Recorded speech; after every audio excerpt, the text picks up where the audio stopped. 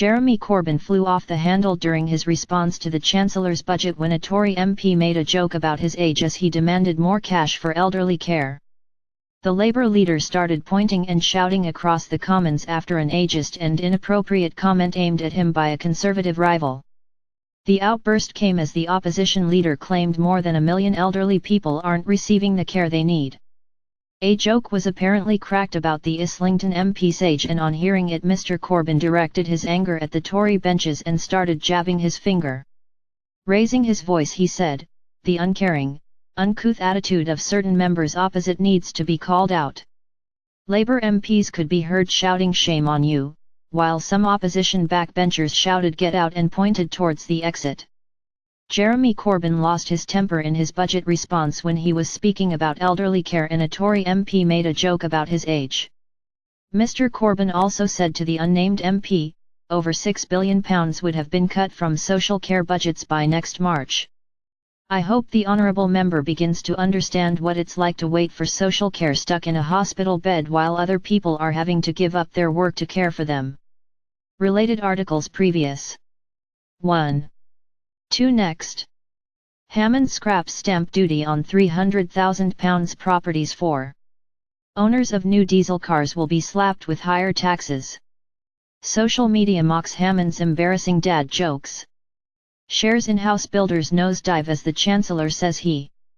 Budget blog, analysis, reaction, and the verdict on the. Merry Christmas, Mr. Speaker. Chancellor freezes duties on. Hammond announces a U-turn on universal credit, saying they. Share this article. Share. 12 shares script dm.later, bundle, function, if, dm.rotator, new dm.rotator, p19, pages eyes, 1, page count, 2.0, active class, active, rotate, false, dollar, number p19.share, .on, click, function, dms.facebook.post tofp, related. In his response, the Labour leader focused on cuts to police officer numbers and rising levels of in-work poverty. He also criticised the government for failing to take action to tackle credit card debt.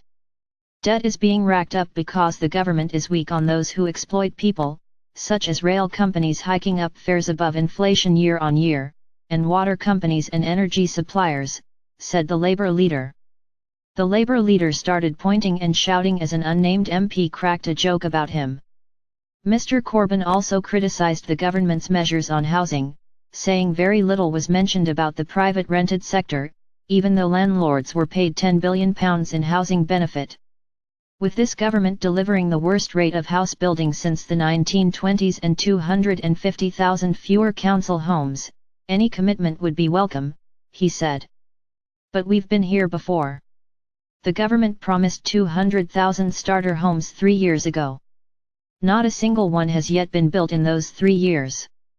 We need a large-scale publicly funded house building program, not this government's accounting tricks and empty promises. Labour, Mr. Corbyn said, backed the abolition of stamp duty for first-time buyers because it was another Labour policy in its manifesto in June. He said, "This government continues preference for spin over substance. That means across this country the words Northern Powerhouse and Midlands Engine are now met with derision." Mr. Hammond and MRS May found a moment to laugh during Mr. Corbyn's response, which focused on police officer numbers and rising levels of in-work poverty. Yorkshire and Humber got only 1/10 of the transport investment per head given to London, he said, adding that government figures showed that every region in the north of England had seen a fall in spending on services since 2012. The Midlands, East and West, he said, were receiving less than 8% of total transport infrastructure investment compared with 50% going to London. Deputy Speaker Lindsay Hoyle had to call for order as tensions boiled over. In the East and West Midlands, he added, 1 in 4 workers were paid less than the living wage. He said, combined with counterproductive austerity, this lack of investment has consequences, its sluggish growth and shrinking pay packets. Public investment, he said, had virtually halved and, under the current government, Britain had the lowest rate of public investment in the G7.